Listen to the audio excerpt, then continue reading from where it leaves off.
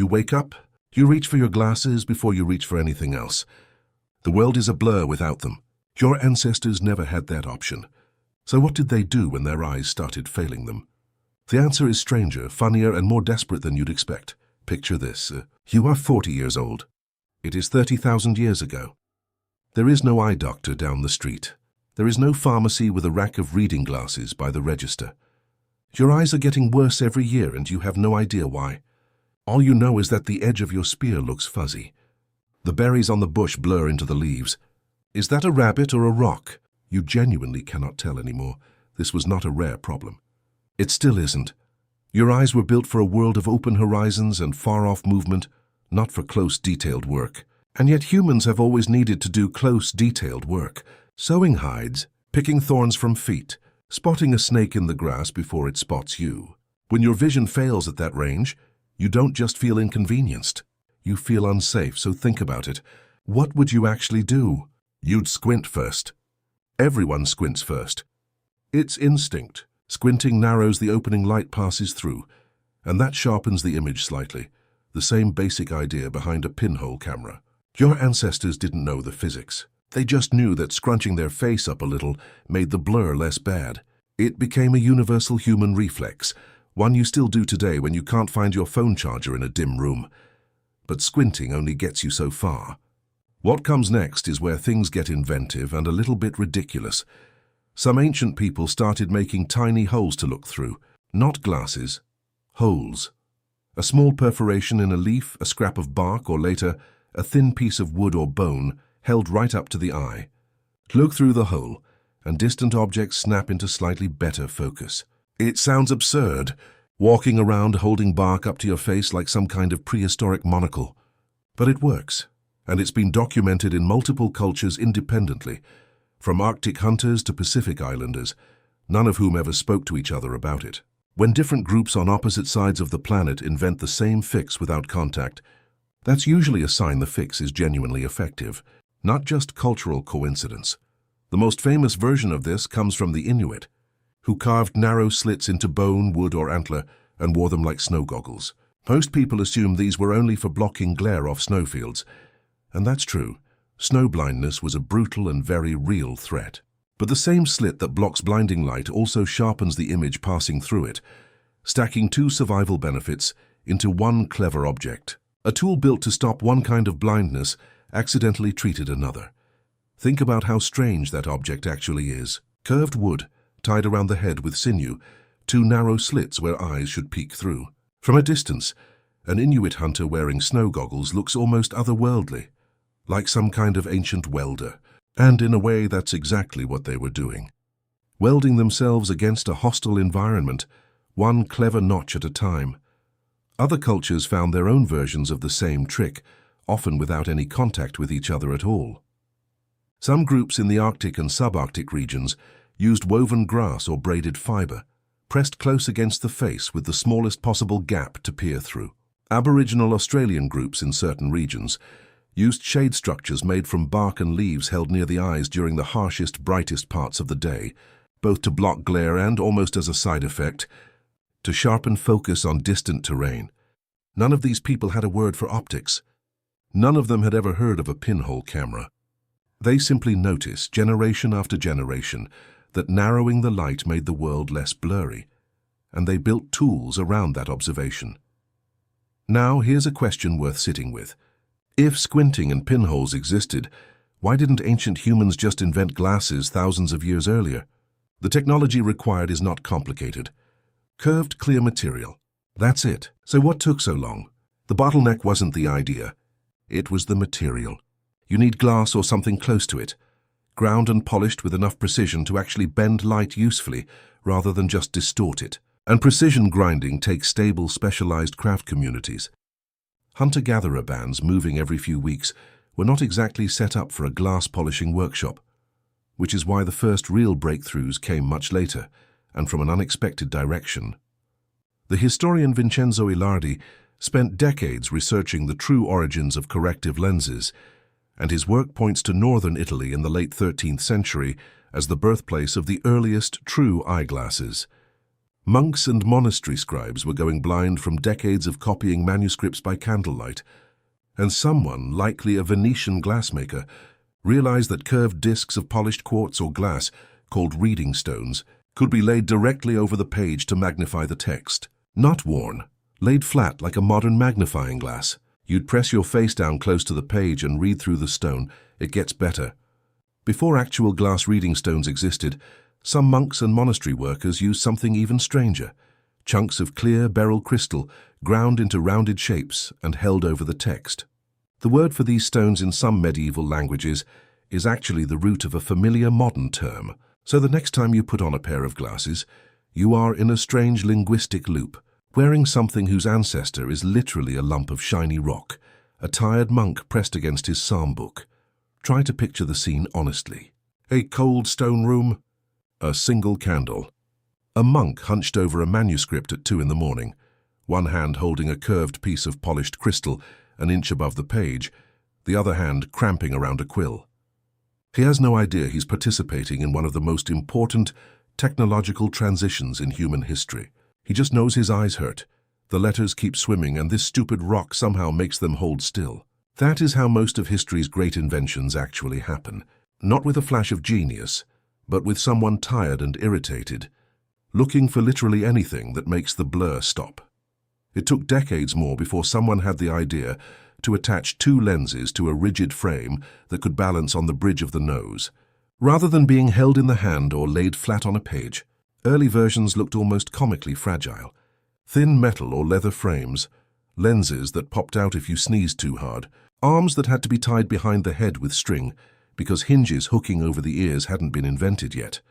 Wearing the first eyeglasses in history wasn't convenient. It was closer to strapping 2 magnifying glasses to your face and hoping for the best. But long before any of this, entire cultures were quietly rewriting the rules of vision without any tools at all. And this is where the story gets genuinely surprising. For most of human history, poor distance vision, the kind you'd correct today with a simple prescription, was actually rare, not because ancient eyes were magically better, because of how ancient people lived.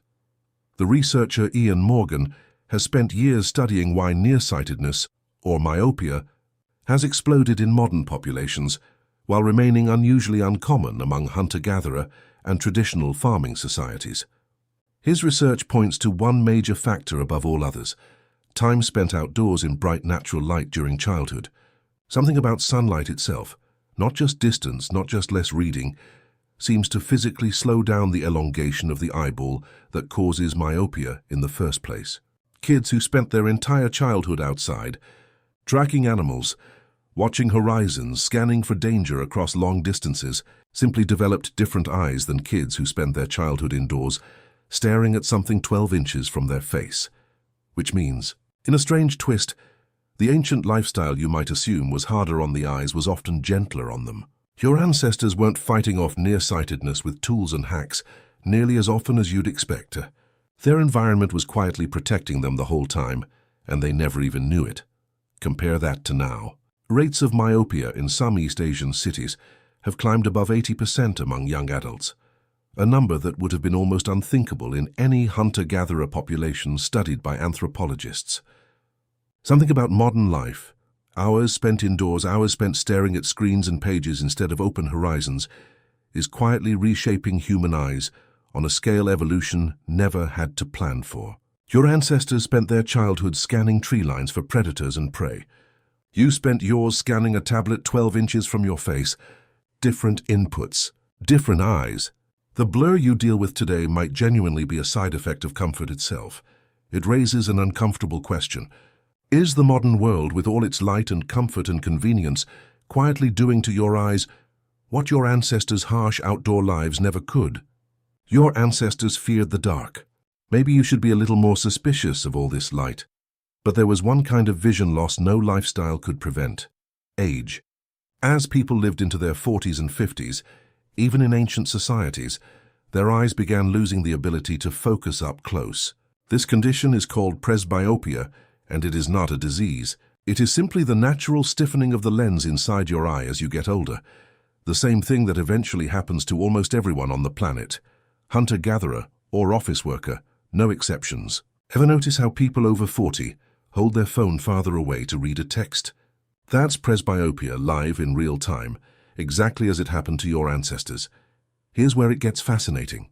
The anthropologist Nicholas Blurton Jones studied the Hadza people of Tanzania, one of the last remaining hunter-gatherer societies on Earth, and found something that reshaped how researchers think about aging itself. Older Hadza women, well past the point of struggling with close-up tasks like removing thorns or checking food for spoilage, remained absolutely essential to their communities. They gathered enormous amounts of food. They cared for grandchildren. Their value didn't come from perfect eyesight. It came from decades of accumulated knowledge, skill, and judgment that no young, sharp-eyed hunter could match. So what did an aging ancient human actually do about blurry close-up vision? Without any lens, without any tool at all? Often remarkably little, because they adapted socially instead of technologically. Tasks got divided by ability. Someone with sharper young eyes threaded the needle or picked the tick off the skin. Someone older directed the work, remembered which plants were poisonous, negotiated with the neighboring band, taught the children. Vision loss didn't end a person's usefulness. It just shifted what they were useful for. And when hands-on precision truly couldn't be avoided, people improvised in ways that feel almost comically human. Holding objects at arm's length, stretching until the arm nearly locked straight just to buy a few more inches of focus. Tilting the head at odd angles to catch better light, sometimes working entirely by the angle of the sun rather than the sharpness of their own eyes. Asking a child to check the details, a blurry adult eye simply couldn't confirm. Does this berry have a worm in it? Is this bone cracked? Is that mark on the hide a tear or just dirt? Working entirely by feel, fingers doing what eyes no longer could, tracing the edge of a blade to check for nicks, running a palm across woven fiber to feel for weak spots invisible to a clouded eye. None of it elegant, all of it effective enough to survive. Some communities even developed a kind of division of labor built entirely around eyesight, without ever naming it that way. The person with the sharpest young eyes got first pick at spotting distant game or foreign tracks. The person with steady older hands, even with weaker vision, handled tasks that relied on decades of muscle memory rather than sight, knotting rope, shaping tools, testing the balance of a spear by feel alone. Nobody wrote this system down. Nobody called a meeting to organize it. It simply emerged, the way most good survival systems do, because the alternative was falling behind. There's also the question of injury and disease, which could take vision away far more suddenly and completely than age ever did.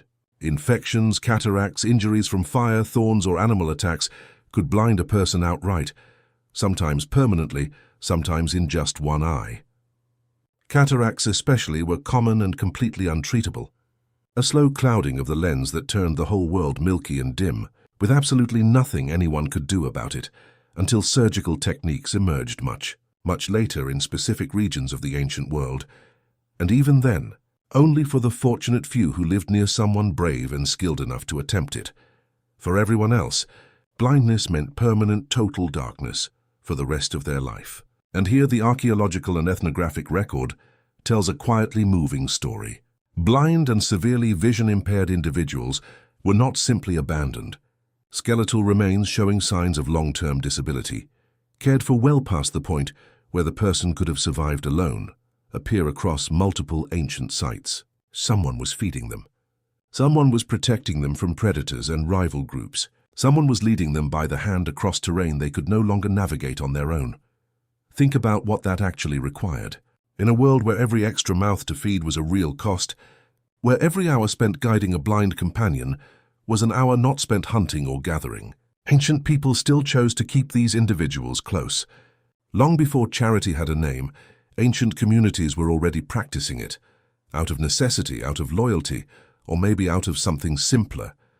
Out of love for someone who used to see the world clearly and no longer could, someone who had once been the sharpest-eyed hunter in the group, or the person who first spotted the storm coming over the ridge, or simply someone's parent, someone's friend. And blind individuals were not always just passive recipients of care either. Some clearly continued contributing in ways that didn't rely on sight at all. Storytelling around the fire, teaching songs and oral histories that preserved the group's entire cultural memory. recognizing people by voice, by footstep, by smell, faster than anyone else in the group. Losing your eyes in the ancient world was devastating, but it was rarely the end of your value to the people around you. Which brings the story back to something worth pausing on. Vision loss, in almost every era of human history until embarrassingly recently, was permanent. There was no fix. There was no appointment you could book. There was only adaptation, community, and a strange kind of stubborn creativity that squinted, poked holes in leaves, pressed rock crystal against parchment, and eventually, slowly, invented the very thing sitting on your face right now. So the next time your glasses slide down your nose, or you take them off at the end of a long day and rub the bridge of your nose in relief, remember what you're actually holding. Not just a piece of plastic and glass. A solution that took your species tens of thousands of years. Countless squinting hunters, one exhausted Venetian monk, and a small chunk of polished beryl to finally get right. Every generation before you lived with a version of blur you will never have to know. They lived with it, adapted around it, joked about it, cared for each other through it, and slowly, painstakingly, chipped away at it until a clear little curve of glass could sit quietly on the bridge of a nose and fix in seconds what once took a lifetime of squinting to merely survive. You wake up. You reach for your glasses before you reach for anything else. And for the first time, maybe you understand exactly how many generations of blurry, squinting, improvising ancestors had to fail first, just so you never would.